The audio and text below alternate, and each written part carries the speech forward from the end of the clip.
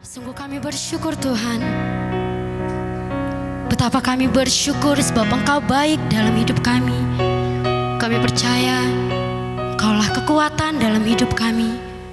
Dengan sayap-Mu Tuhan, kami bisa melalui semua hal dalam hidup kami. Terima kasih Bapa.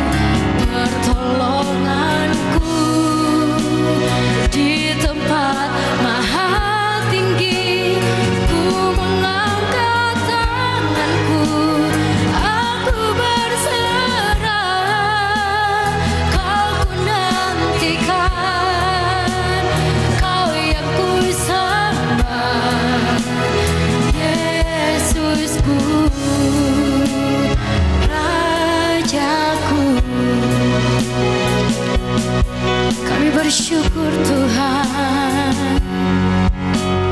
firman-Mu berkata Kau besertaku, maka kuat roh dan jiwaku. Tangan-Mu Tuhan selalu ku nantikan, di setiap langkah ku percaya dengan sayap-Mu ku akan terbang tinggi di tengah badai hidup. Ku tak menyerah, Kau kekuatan dan perlindungan bagiku. Pertolonganku di tempat maha tinggi, ku mengangkat tanganku, aku berserah. Kau nantikan, Kau yang ku sembah, Yesusku. Mari sama-sama bangkit berdiri. Ku akan terbang tinggi di tengah badai hidup. Ku tak menyerah kekuatanku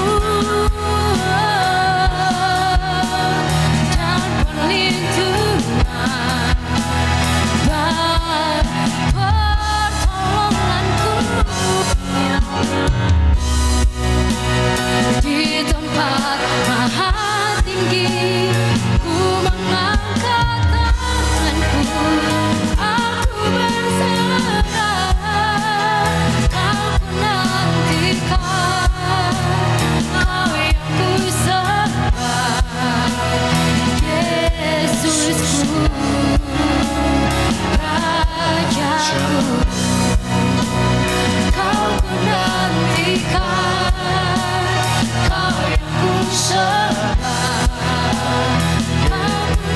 Kau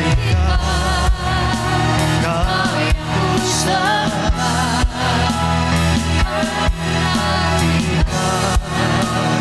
Kau yang ku sembah, Yesusku, Rajaku.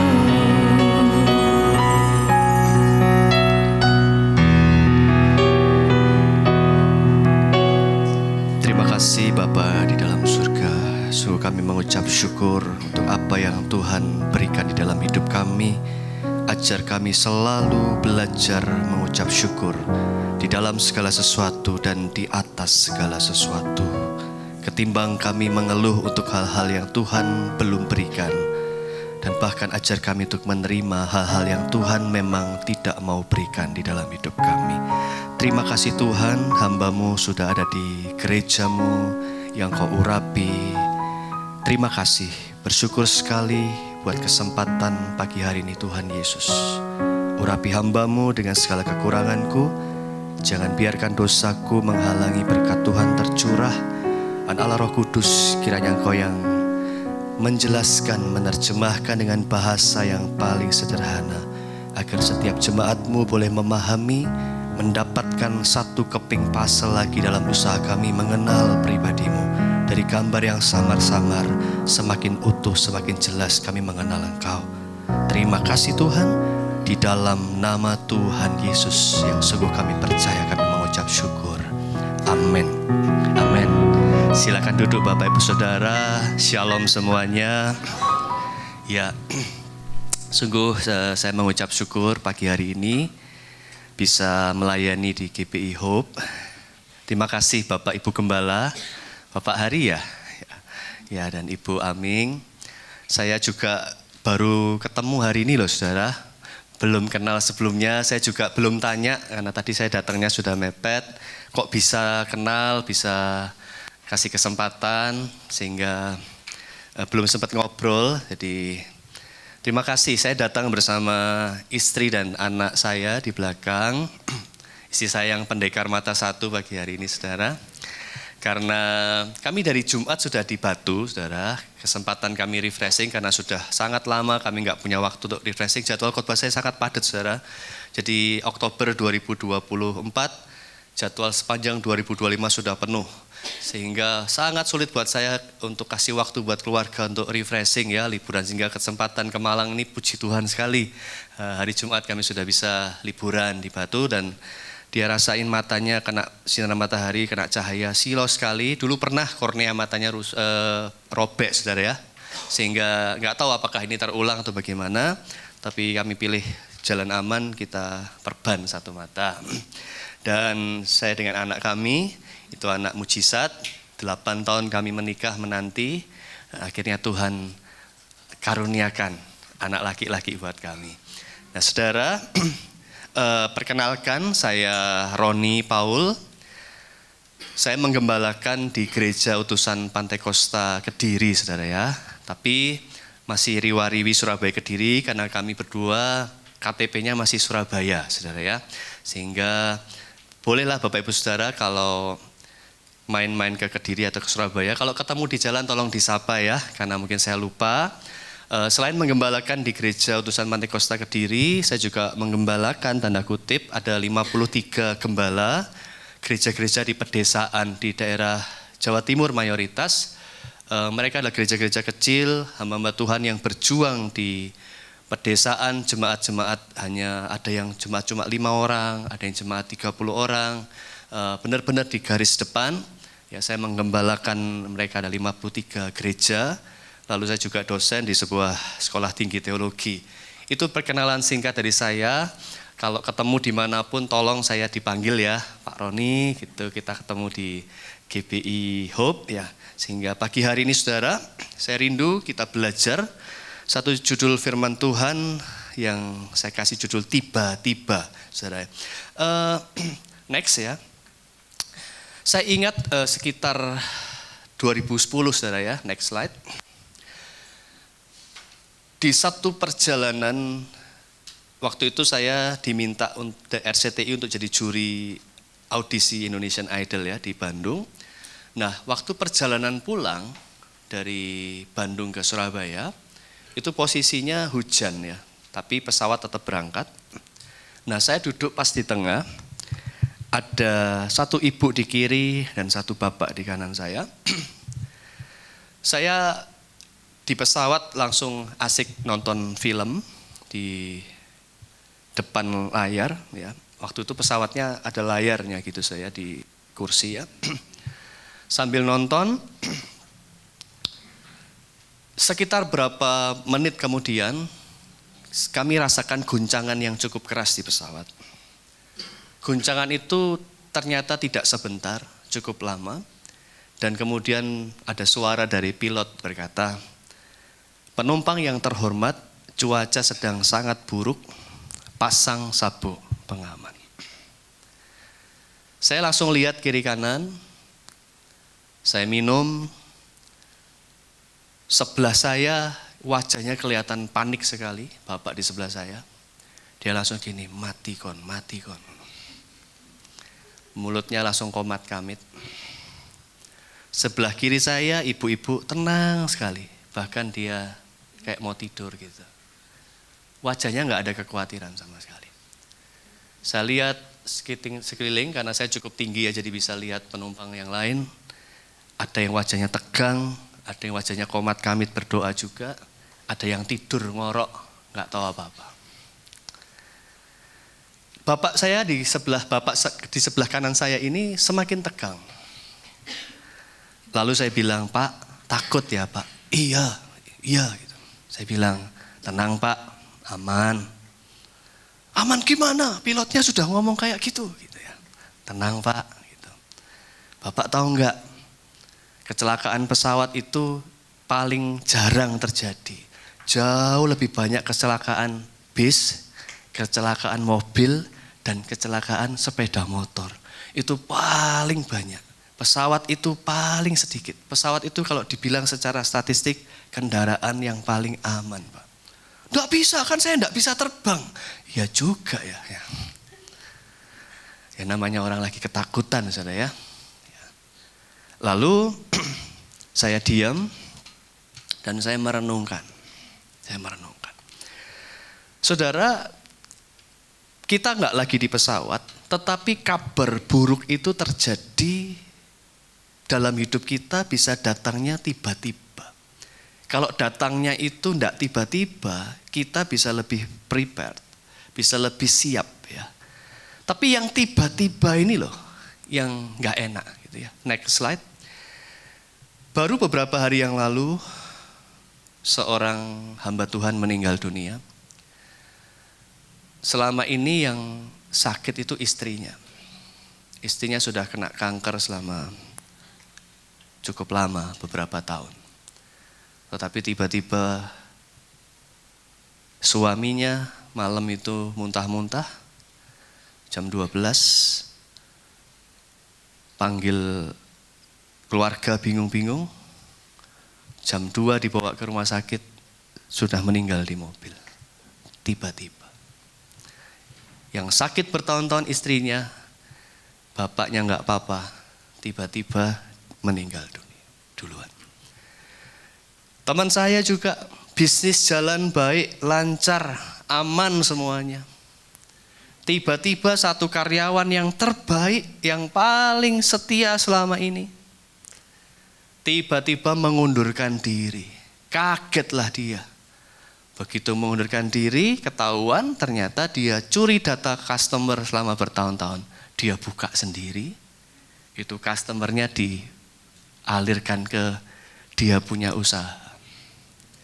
Banyak hal yang terjadi ketika kita merasa diri baik-baik saja.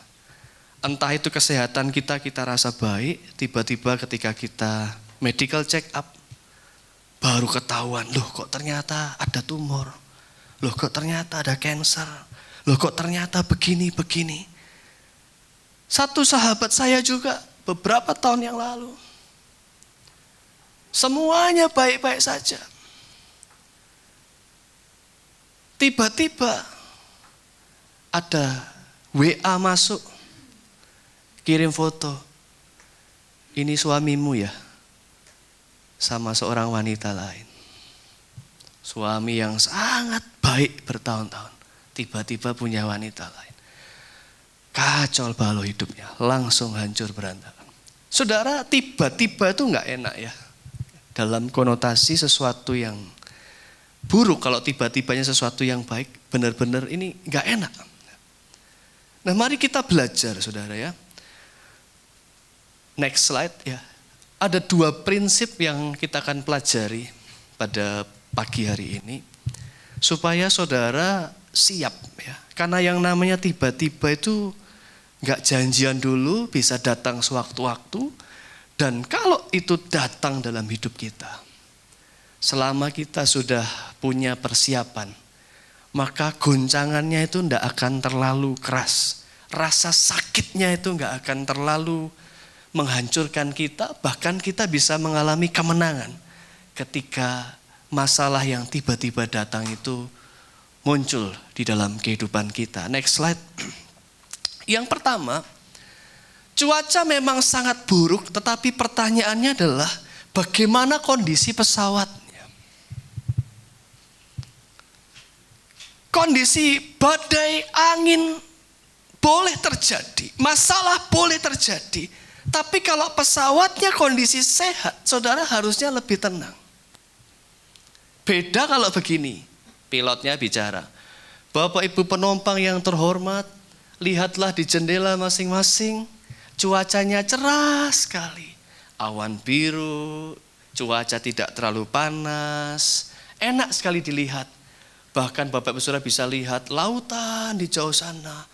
Di sana ada pemandangan yang luar biasa. Nikmatilah Bapak Ibu selama 15 menit terakhir hidupmu. Karena pesawat kita mesinnya 2, mati dua-duanya. Pesawat kanan sedang terbakar. Nah itu Bapak Ibu Saudara boleh panik. Cuaca di luar baik-baik saja, pesawatnya yang rusak. Tapi mau di luar angin, badai, hujan, petir, kalau pesawatnya sehat, Bapak Ibu Saudara harus lebih tenang. Karena pesawat sudah didesain sanggup mengatasi mayoritas, tidak seluruhnya ya, mayoritas kondisi angin, badai, hujan. Bagaimana tandanya kita bisa tahu kondisi pesawat kita baik-baik saja? Kondisi roh jiwa baik-baik saja. Kalau damai sejahtera itu memerintah di dalam hati kita. Kalau hadapi sesuatu nggak gopoan, nggak gampang panik, tenang. Karena ada damai sejahtera di dalam hidup kita. Nah pertanyaannya, damai sejahtera itu dapatnya dari mana? Ketika teman saya tahu suaminya selingkuh, dia langsung terbang ke Singapura sama Bangkok, Thailand.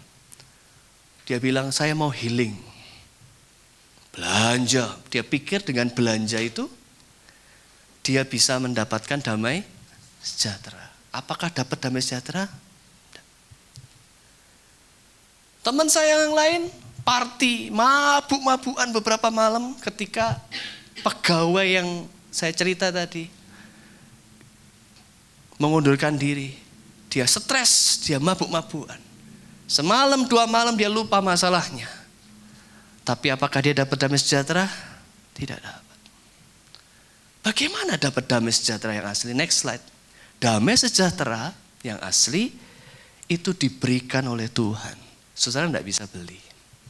Saudara mau healing ke Bali, healing ke Eropa, healing ke Singapura, Bangkok, belanja, naik cruise, mau beli handphone baru, mobil baru, apapun yang saudara beli, yang saudara pikir bisa dapat damai sejahtera, tidak akan bisa. Saudara akan bisa dapatnya yang KW, yang palsu, damai sejahtera yang palsu. Karena damai sejahtera yang asli itu tidak bisa diberi, tidak bisa dibeli, itu diberikan. Yohanes 14:27, damai sejahteraku tinggalkan bagimu, damai sejahteraku kuberikan kepadamu. Dan apa yang kuberikan tidak seperti yang diberikan oleh dunia kepadamu. Lalu bagaimana cara kita untuk mendapatkan, menerima damai sejahtera yang asli itu bagaimana caranya? Next slide.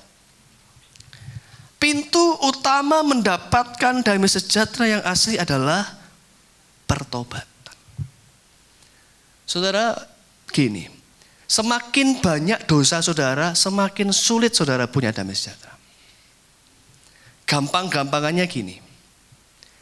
Suami, ada satu teman saya ya, dia punya hobi, itu beli pistol,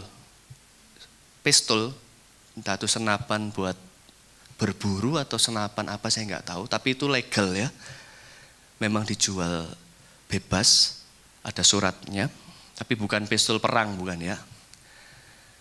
Itu pistol tuh harganya yang collector item itu harganya 100 juta. Lalu dia beli, dia kong kali kong sama tokonya, ditulis 50 juta. Diskon. Terus dia bawa pulang, istrinya lihat, istrinya heran. Kamu beli pistol lagi? Iya, diskon 50 mah, ini lo notanya. Yang kemarin kamu beli 25 juta itu, wah itu bagus sih mah. Tapi yang ini kolektor item mah, langka. Yang punya cuma beberapa orang di Indonesia. Oh gitu. Belum sempat dibuka dari boxnya, belum sempat dipakai. Dia pergi luar kota, 3 hari kemudian dia datang, loh mah, pistolku mana? Tak jual. Kenapa? Ada yang mau beli. Mau jual berapa? 75 Pak. Lumayan toh, cuan 25 juta.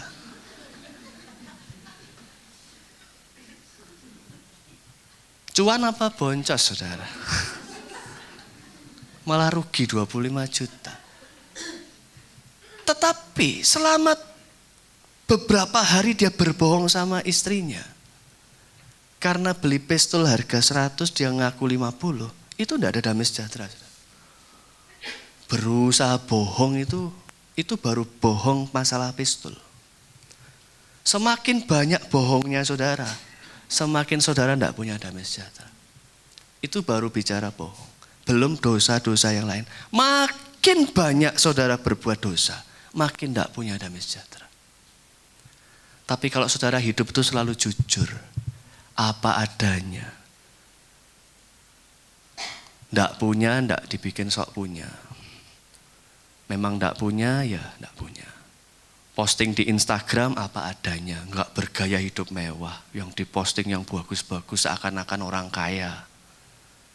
Diajak ketemuan temennya sok sibuk padahal malu ketahuan aslinya. Kalau ada mobil mewah langsung foto di sebelahnya kayak punya Hidup penuh kepalsuan pokoknya. Temennya beli iPhone terbaru, pinjem sih ya, difoto kayak dia yang pakai.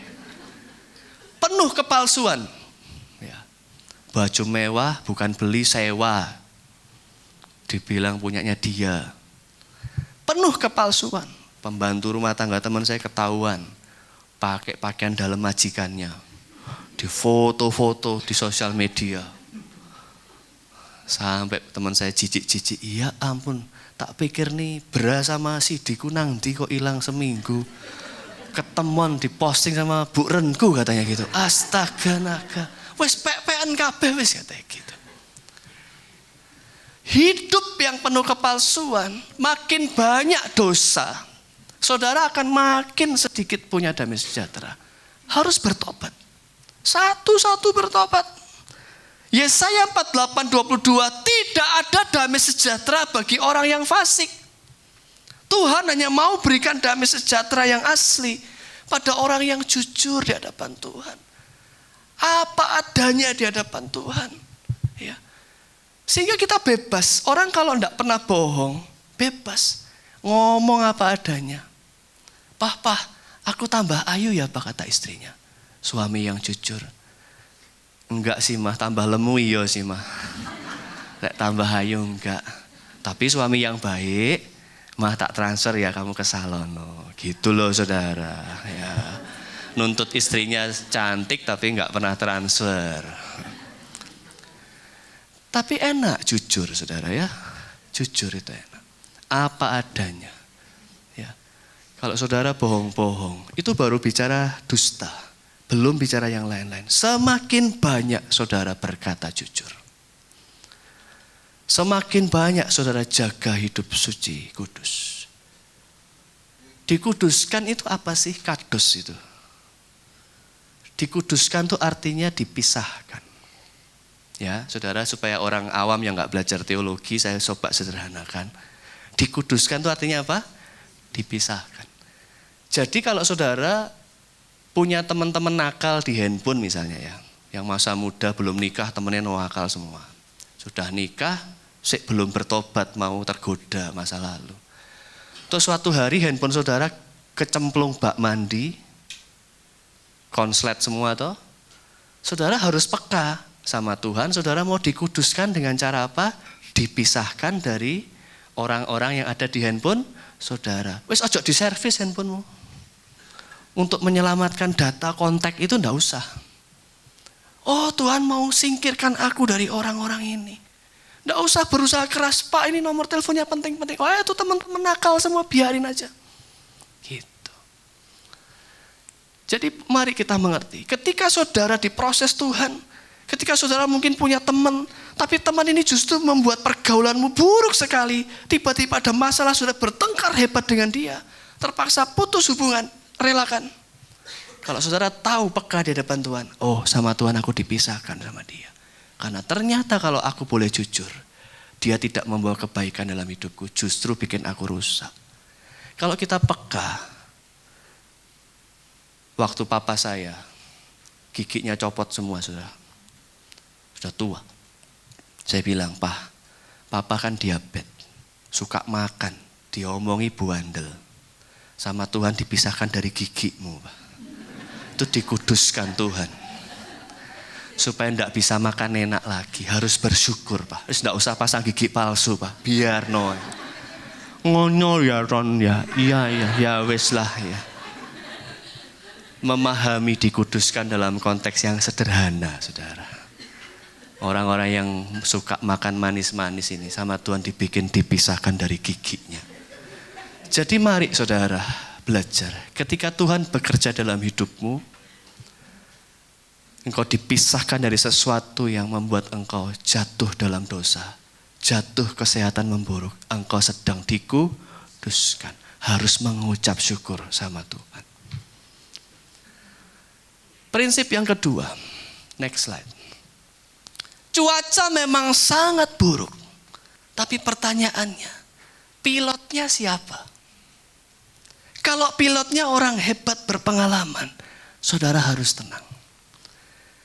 Kondisi ekonomi, kondisi kesehatan, apapun anak saudara mungkin nakal, anak saudara ternyata menghamili orang misalnya. Wah gak karu-karuan Pak, anak saya kena narkoba Pak, waduh ketangkap polisi Pak. Apapun masalah hidup. Tapi selama pilot dalam hidup kita adalah Tuhan Yesus, saudara harus tenang. Karena pasti ada jalan keluar.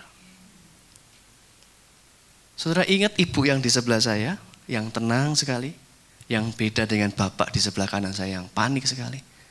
Saya lihat ibu itu, kok ibu kalem sekali, tidak panik. Dia senyum. Pak, saya tenang karena saya kenal pilotnya Pak. Loh, pilotnya siapa? Suami saya Pak. Suami saya itu hebat sekali Pak. Dia sudah, saya lupa, puluhan ribu atau ratusan ribu jam terbang. Bahkan 3 tahun yang lalu dia cerita. Mesin ganda itu satu mesinnya mati Pak. Kondisi jauh lebih buruk dari yang ini. Ada flip and slide di bagian pesawat, pesawat tidak bisa buka. Harus pendaratan darurat. Dia bisa melakukannya dengan berhasil lancar. Saya sangat kenal kemampuan suami saya. Waktu tadi kami mau berangkat, saya tanya, Pak, hari ini naik pesawat apa? Dia bilang, tenang mah, pesawatnya jenis ini pesawat peganganku. Sudah sangat hafal dengan karakter pesawat ini. Kamu tidak usah khawatir, aman. Dari situ, dia rasa tenang. Kenapa? Dia kenal dengan kemampuan suaminya. Sama, Saudara kenal dengan Tuhan Yesus dengan baik atau tidak? Banyak orang naik bis umum aja nggak khawatir. Padahal dia nggak kenal sama sopirnya loh. Padahal bis itu kecelakaan lebih banyak daripada pesawat. Mobil lebih banyak kecelakaan dari pesawat. Tetapi kalau kita kenal Tuhan Yesus dengan baik dan dia yang menjadi pilot dalam hidupmu, tidak usah khawatir, saudara. Engkau akan selamat sampai tujuan. Pasti diantar selamat sampai tujuan. Jadi pintu masuknya apa, saudara? Mengenal Tuhan Yesus dengan baik. Next slide. Seringkali kita berkata, Tuhan, ubahlah cuaca buruk. Tuhan, ubahlah situasi politik. Tuhan, ubahlah situasi ekonomi. Tapi mari kita renungkan, Tuhan seringkali mengizinkan cuaca buruk terus terjadi. Bahkan dia sepertinya tidak tertarik mengubah cuaca buruk. Karena apa? Dia lebih tertarik mengubah kitanya. Jadi sebelum kita sendiri yang berubah, jangan terburu-buru minta cuaca baik. Berdoalah dulu, Tuhan, aku mau daripada Tuhan mengubah cuacanya, ubahlah aku, Tuhan. Jadikan aku lebih tangguh. Jadikan aku lebih kuat. Jadikan aku lebih beriman. Jadikan aku lebih setia. Jadikan aku lebih berpengharapan. Jadikan aku lebih memiliki kasih. Karena mereka yang memiliki kasih, itu kehidupan jiwanya abadi. Bahasa roh, pengetahuan, nubuat, semua karunia manifestasi Roh Kudus akan lenyap. Tetapi kasih kekal selamanya. Jadi mari kita berdoa meminta sesuatu yang tepat pada situasi yang tepat. Jangan bingung minta kondisi cuaca berubah. Tapi mintalah, Tuhan, ubahlah aku. Ubahlah aku. Next slide. Ada satu mahasiswa kedokteran yang sudah lulus, tapi dia mau ambil spesialis PPDS. Lalu dia harus ketemu seniornya, dokter yang ditugaskan untuk membimbing dia. Dia datang pagi-pagi ke dokter spesialis ini. Dia bilang, Dok, saya mohon bimbingannya supaya bisa lancar dalam program pembimbingan ini. Dokter spesialis yang jadi pembimbingnya mengeluarkan satu foto X-ray ya. Lalu dia bilang, aku kasih kamu 3 hari untuk cari tahu penyakit langka apa di foto ini. Kalau kamu berhasil tahu penyakit langka di foto ini, aku mau jadi pembimbingmu. Tapi kalau kamu nggak bisa, aku nggak mau jadi pembimbingmu, lupakan, kamu cari dokter yang lain, karena aku dokter terbaik di negara ini. Aku hanya mau bimbing dokter-dokter yang tekun. Dia tidak harus sangat cerdas, tapi dia harus sangat tekun. Siap, Dok. Dia bawa pulang, dia manfaatkan buku-buku penyakit langka, nggak ketemu. Hari pertama dia mulai stres, tertekan. Kok nggak ketemu? Hari kedua dia bawa dimanapun, di toilet dia bawa, nyetir dia bawa, di ruang praktek di IGD dia bawa. Mau tidur pun dia lihat terus, makan dia lihat terus, seharian nyaris 24 jam. Ya, dipotong jam tidurnya aja. Betul-betul dia lihat terus. Tetap dah ketemu, dia mulai panik. Hari ketiga, 24 jam dia gak tidur. Dia pantangin terus, penyakit langka apa ini ya Tuhan, besok sudah ketemu sama dokter. Jam 8 pagi dia sudah sampai di ruang dokter pembimbingnya. Dia bungkuk-bungkuk, Dok, maafkan aku enggak ketemu. Kasih aku waktu lagi beberapa hari. Aku mau tekun, aku mau cari tahu. Maafin aku, tolong mau jadi pembimbingku ya Dok, tolong. Dokter pembimbing spesialis itu geleng-geleng. Tampak kecewa gitu. Lalu dia keluarkan beberapa belas foto yang lain. Kalau ini penyakit apa? Oh, aku tahu, Dok, penyakit ini. Kalau ini, oh itu sakit ini. Kalau ini, oh itu sakit ini. Kalau ini, oh itu sakit ini. Kalau ini, sakit ini. belasan foto dia jawab dengan sangat cepat.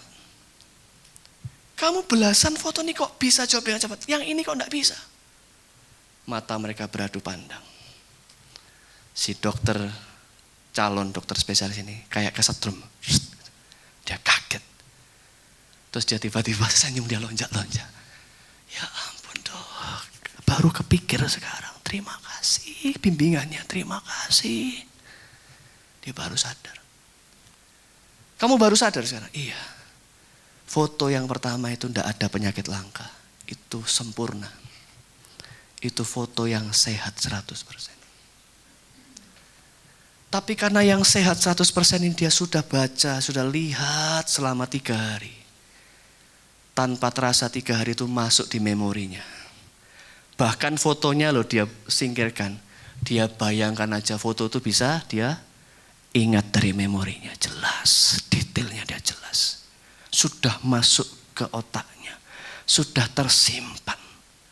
Nah ketika yang sempurna ini sudah tersimpan.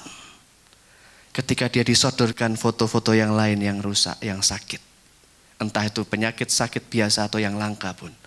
Otomatis ketika dia lihat, dia bandingkan dengan yang sempurna. Ketika yang sakit dia bandingkan dengan yang sempurna, dia tahu bedanya. Dia tahu sakitnya di sini, dia tahu sakitnya di sini. Yang sempurna itu gambaran apa? Alkitab, firman Allah. Next slide. Kalau Bapak Ibu Saudara tekun baca Alkitab pagi, siang, malam. Renungkan. Masukkan yang sempurna nih. Masukkan. Suatu saat, saudara ada masalah guncangan ekonomi. Ada penyakit yang biasa sampai penyakit yang langka pun. Ayat firman Tuhan yang sempurna itu akan berbicara. Engkau akan tahu bedanya. Engkau akan tahu, cara mengatasinya. Firman Tuhan bilang begini. Di situasi yang ini salah. Yang sempurna bilang gitu. Seperti ini bukan. Yang asli aku sudah tahu yang ini. Kenapa? Yang sempurna sudah ada di dalam pikiran kita. Karena itu sangat penting Bapak Ibu Saudara. Tuhan Yesus pun mengajarkan. Ketika dia diuji oleh iblis, dia berkata apa? Ada tertulis. Saudara gak perlu hafal ayat kok. Ini di Mazmur 21 ayat 7, gak perlu. Cukup katakan apa? Ada tertulis. Karena iblis sudah hafal juga. Saudara gak perlu hafalin letak ayatnya. Tapi saudara harus tahu di Alkitab ada atau tidak. Saudara harus tahu ada tertulis. Sehingga situasi datang, saudara berkata kepada iblis yang mengganggu pikiran saudara, enyahlah iblis, jangan mencuri damai sejahteraku. Sebab ada tertulis. Katakan apa yang tertulis itu. Maka iblis yang hendak mengacaukan damai sejahtera dan kebahagiaanmu, dia akan lari daripadamu. Yesus itu firman Allah yang jadi manusia. Yesus sudah kembali surga. Tapi Alkitab kita ini adalah firman Allah.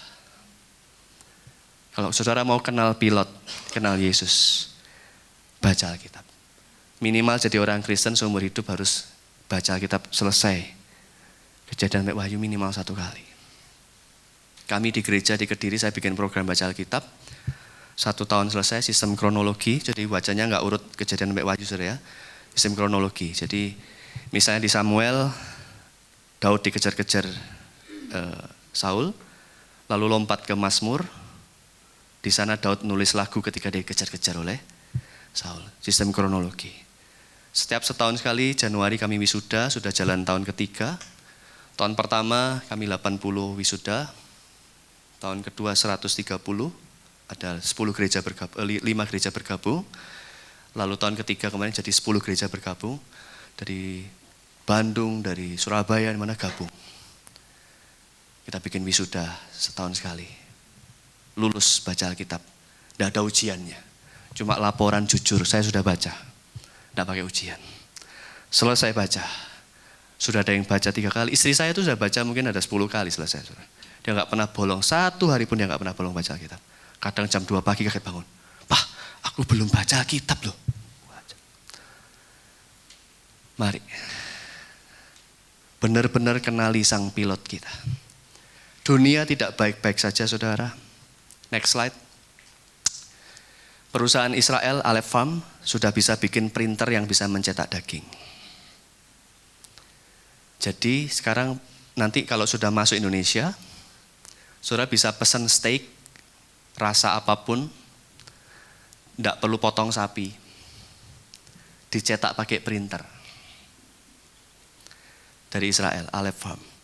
Kalau ada investor dari Indonesia yang mau beli printernya, jual di Malang, petani sapi di Malang akan menjerit. Kenapa? Daging sapi hasil cetak printer lebih sehat, lebih bersih, tidak perlu tebang hutan, tidak perlu menguras air bersih, bakteri lebih sedikit. Nanti ke depan kita akan berdebat banyak dengan orang-orang vegan, vegetarian. Tidak boleh bunuh sapi, itu reinkarnasinya Mbah Buyut. Loh iya, ini tidak bunuh loh, dicetak loh dagingnya. Rame lagi nanti, tidak pakai. Dunia berubah dengan sangat cepat. Sehingga saya kasih tahu saudara ini supaya apa? Nanti kalau terjadi sudah kaget-kaget ya kita ya. Sudah tidak tiba-tiba, oh sudah dikasih tahu Pak Roni tahun 2025. Tidak perlu tiba-tiba lagi, sudah tahu. Mungkin saudara punya kenalan yang peternak sapi, kasih tahu. Siap-siap ya, mungkin 10 tahun lagi ada goncangan. Printer daging sapi sudah masuk. Kalau sudah ada printernya, mungkin nggak cuma daging sapi, sudah daging babi, atau daging ayam, bisa mungkin. Kita nggak tahu perkembangan zaman. Next slide, Elon Musk, Starlink, internet. 2030-31 akan menguasai dunia. Nanti dari kutub utara sampai kutub selatan, di hutan manapun, di salju, di kutub manapun, kena internet. Indonesia sekarang sudah ada juga. Artinya kalau seluruh dunia tahun 2031 ke atas sudah akses internet, itu nanti pasar tradisional tersingkir. Semua apa-apa bayar pakai cashless. Harus daftar member aplikasi. Artinya, kalau nanti antikris berkuasa, saudara saya hamba Tuhan yang percaya antikris ya, saya percaya akhir zaman. Mungkin kita beda teologi, tapi saya percaya ada antikris, saya percaya akhir zaman. Di akhir zaman, kalau antikris berkuasa, salah satu alat yang dipakai pasti internet. Kalau saudara berani jadi anggota antikris, Alkitab bilang dicoret dalam kitab kehidupan. Tapi kalau nggak jadi member, nggak bisa jual, nggak bisa beli. Itu tantangan buat anak cucu kita di masa depan. Berat sekali kalau zaman antikris berkuasa. Kapan? Nggak tahu. Tapi mulai 2030-an, internet sudah menguasai dunia. Kemarin saya dapat iklannya, Starlink sudah bikin modem saku ya, 1.300.000, 1.200.000 bisa bawa saku. Per bulannya cuma 350.000. Saudara bisa bawa itu dimanapun saudara akses internet cepat.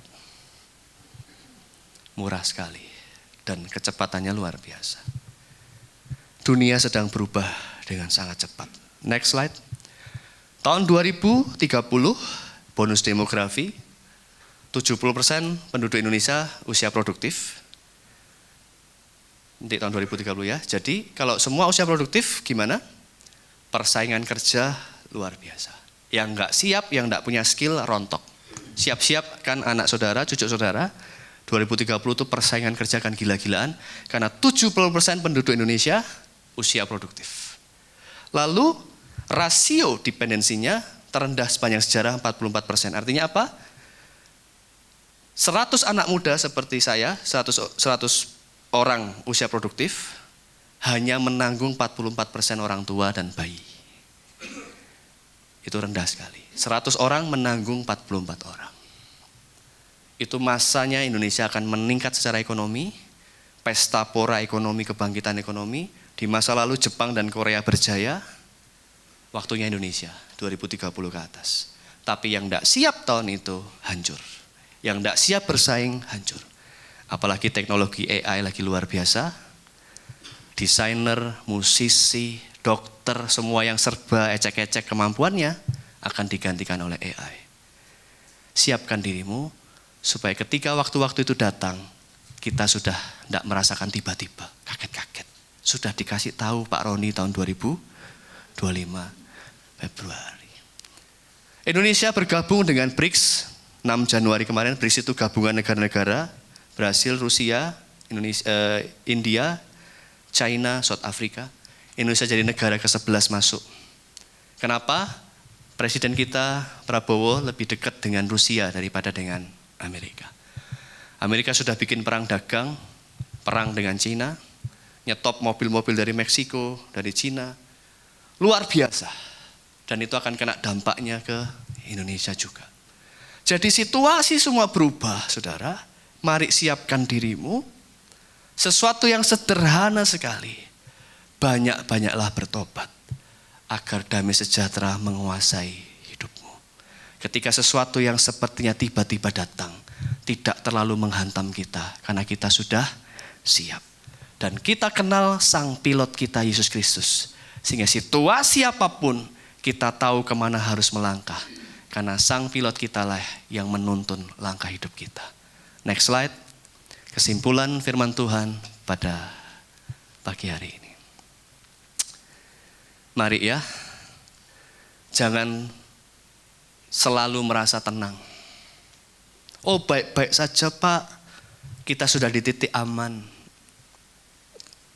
Pesawatnya lagi aman Pak. Karena kalau saudara terlena dan tiba-tiba ada masalah. Kalau kita nggak siap. Wah, stres panik. Beberapa anak muda langsung ke psikiater, minum obat antidepresan. Beberapa ibu-ibu minum sanak, minum obat tidur. Beberapa bapak-bapak hancur hidupnya. Banyak sekali goncang. Karena yang tiba-tiba datang, dia tidak siap. Tetapi kalau hidup dalam pertobatan, damai sejahtera yang asli itu akan memerintah dalam hatimu.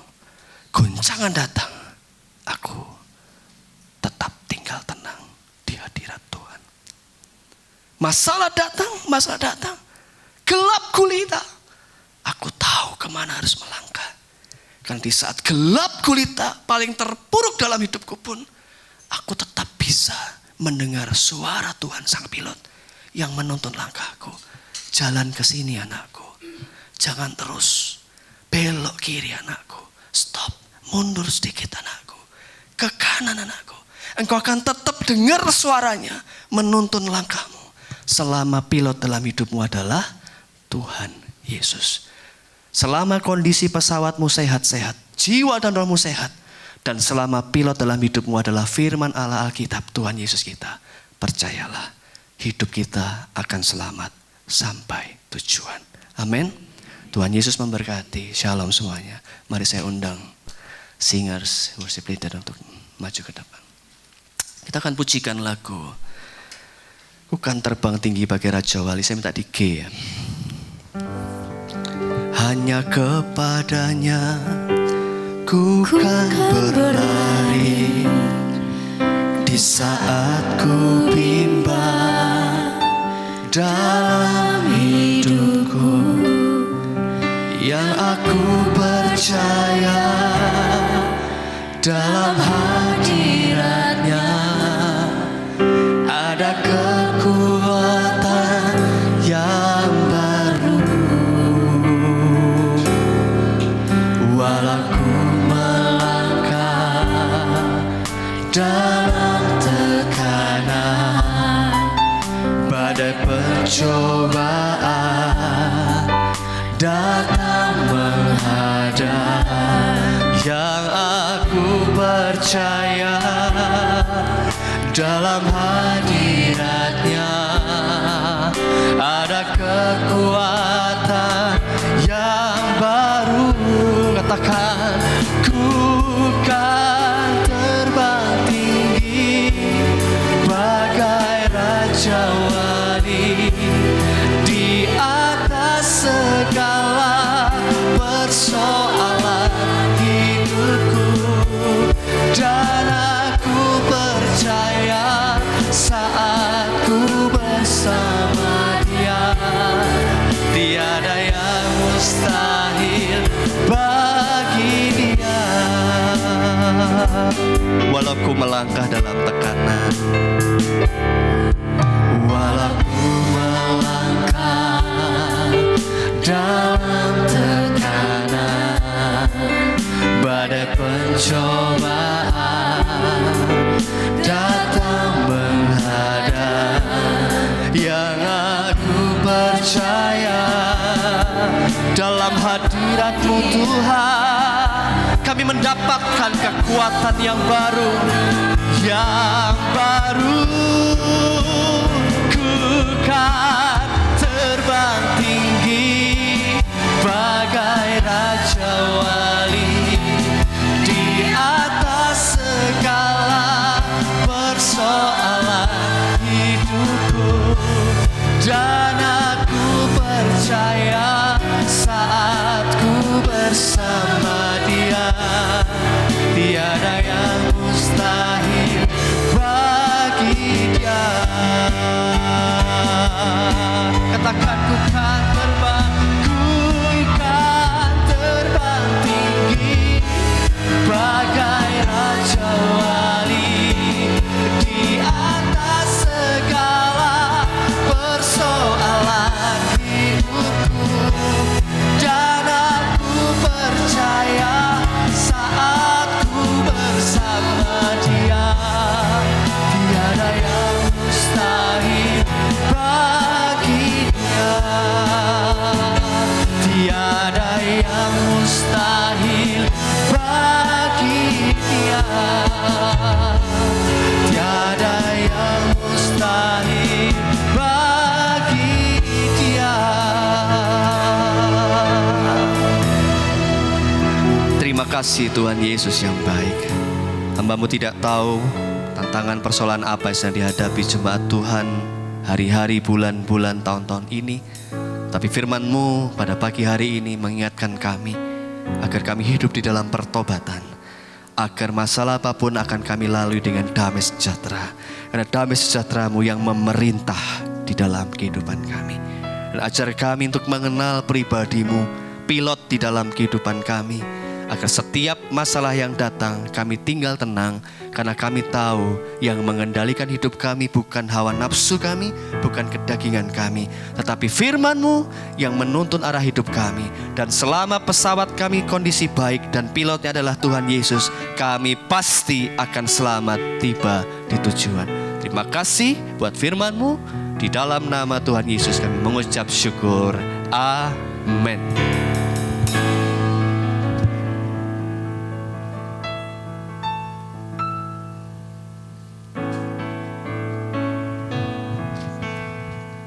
Shalom Bapak Ibu, selamat pagi. Saya akan membacakan pengumuman.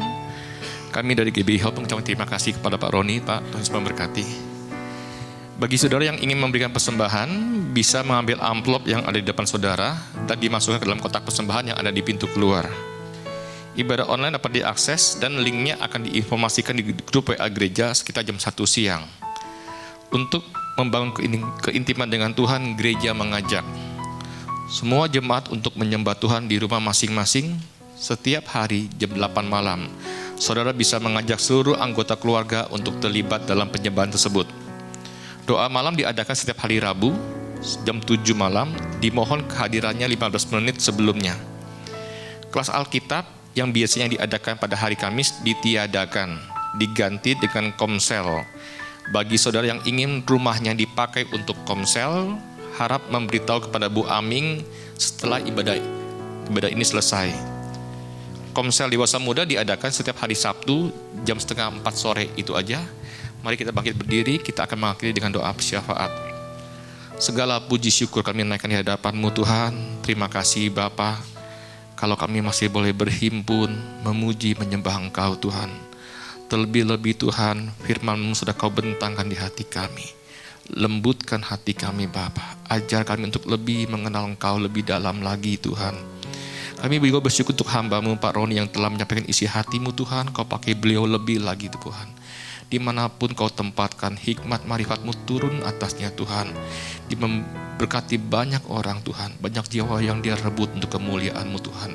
Kau berkati istri dan anak-anaknya Bapa, apapun yang dia kerjakan, jadikan beliau berhasil Tuhan, dan nama Tuhan ditinggikan dalam hidup beliau. Terima kasih Bapa, kami juga bawa gembala kami, hati hamba, hati gembala Kau taruh dalam hidupnya Tuhan, untuk menuntun kami, untuk lebih mengasihi-Mu dan mengenal Engkau Tuhan. Berkati istri dan anak-anaknya Bapa. Kami juga bersyukur untuk WL Singer Tuhan. Terima kasih Bapa, kalau kami boleh mengasihi, boleh melayani Engkau Tuhan. Beri kami hati yang tulus, hati yang murni untuk melayani Engkau Tuhan. Biar apa yang kami berikan hanya untuk kemuliaan nama-Mu saja Bapa. Terima kasih Bapa, kami juga bawa persembahan kami Tuhan. Pakailah persembahan kami untuk memperluas kerajaan-Mu di bumi ini. Kami juga bawa Tuhan seluruh jemaat tempat ini Tuhan.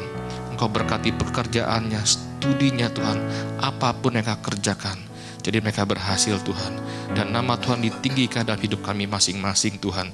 Terima kasih Bapa, kami juga bawa Tuhan bangsa kami ke dalam tangan-Mu. Kami minta hujan pertobatan, hujan keselamatan Tuhan.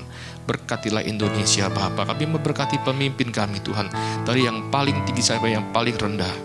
Beri kepada mereka hati yang takut akan Engkau Tuhan. Biar apapun yang mereka putuskan semata-mata hanya untuk mensejahterakan bangsa kami.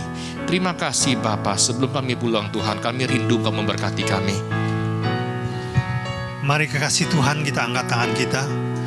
Diberkatilah Engkau berlimpah-limpah dengan segala yang terbaik dari Allah Bapa, kasih-Nya yang sempurna di dalam Yesus Kristus, serta kekuatan, pertolongan dan penghiburan dari Roh Kudus memampukan Engkau untuk hidup di dalam segenap kehendak Allah. Kita yang sudah menerima semuanya itu, sama-sama kita katakan amin. Selamat siang, Tuhan memberkati.